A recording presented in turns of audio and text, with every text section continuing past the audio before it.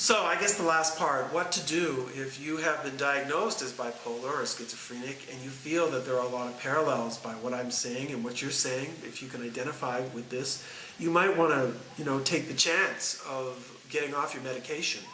And this is something that your doctors will disagree with. This is something that your family will probably disagree with.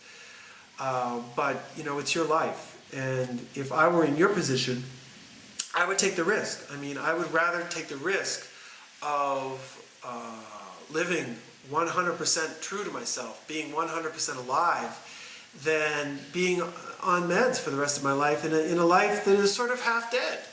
And there's a lot of examples on the internet of people who got off their meds and realized just how dead they were, that they didn't feel up, they didn't feel down, that they weren't really alive. So isn't it worth it to try and take that risk?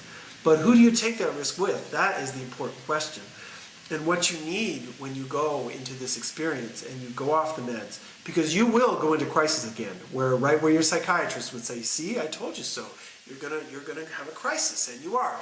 And the reason is that the original diagnosis and the way they treated you the first time repressed your experience. So your experience is back in that locker called your subconscious. It's back there again. So what you need to do is you need to get off the meds. You need to have some people around you that you trust. Maybe you can get a transpersonal psychologist, someone who's familiar with the work of Ken Wilber, Stan Grof, Abraham Maslow, people like this, to be with you. You could talk to a transpersonal psychologist. That's very good. Maybe someone at the Spiritual Emergency Network, someone like that, before you're ready to go off your medications. Then when you do it, you have people around you that are really prepared for anything. They need to keep you safe. They need to make sure that you do not do damage to yourself or anyone else. And honestly, if you start to hurt yourself or you start to hurt anyone else, I'm sorry, but maybe you do need to go back on your medication. But if you're just, taking your clothes off, if you can't sleep at night, if you want to sing all night, if you want to cry all night, if you want to talk, which a lot of people do in this situation, these are the kind of behaviors that you should be allowed to express. If you think of yourself as the King of England and you're back on earth, you're reincarnated, Sir Lancelot, to save the world, this is something that needs to be shared with people that you can trust, that people know that you're speaking symbolically. And through this process of sharing your inner truth, even if it's a little bit crazy to the people around you, you will come around, you will be processed, and you will start to heal. So these people that you need around you, they need to be people that you could share anything with. You don't need, your uptight grandmother. You don't need your priest who's thinking that, well, this is some sort of possession or something. But you need people that are really ready for anything. Maybe people that have had drug experiences in the past, people who have tried LSD, so they're sort of open to dealing with radical, crazy behavior, but are mature enough to deal with you and set your own limits so that you don't hurt yourself. Because when you're in that other state, you may try and test your reality. You might think, wow, this is all a dream, maybe I can fly, and jump out the 13th story of your apartment window. You don't want to do that, and you need people there to stop you from doing it. You're going to seem totally nuts. You're going to seem just as insane as you were the first time, but just ride it out and see what happens.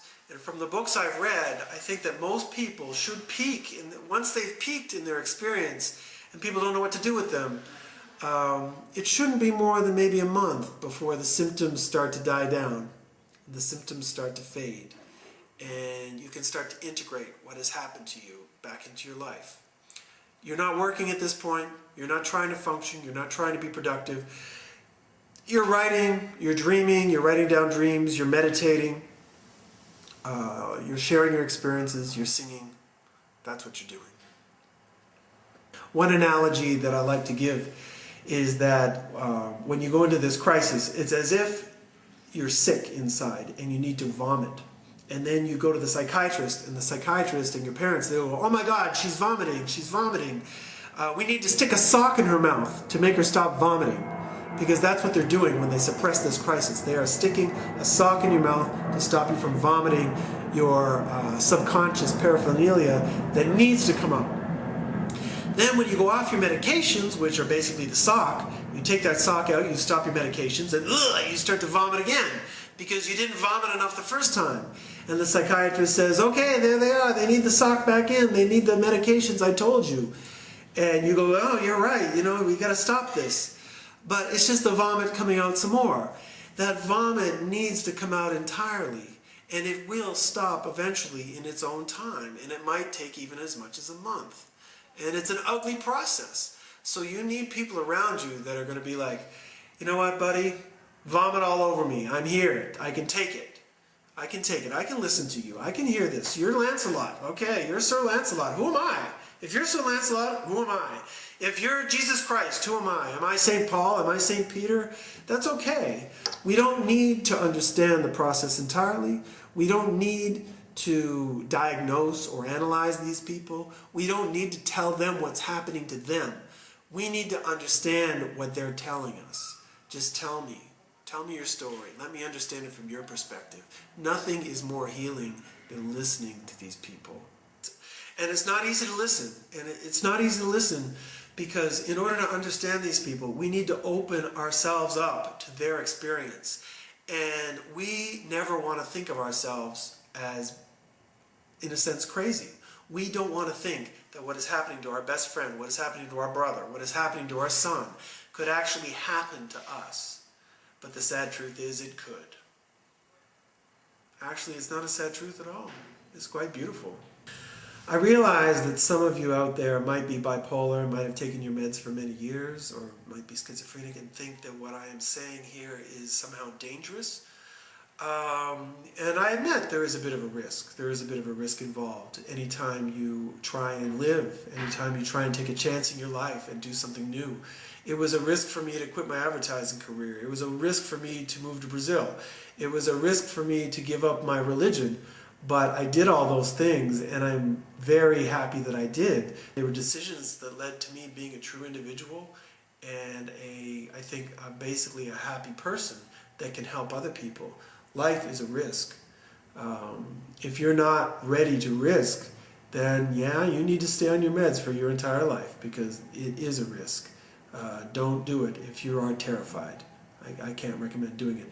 But if you have the courage and you think that there is a lot that I've said that connects with what your experience was, let's talk. Other people that can help you are transpersonal psychologists, people who follow the work of people like Dr. Stan Grof or Ken Wilber, for example.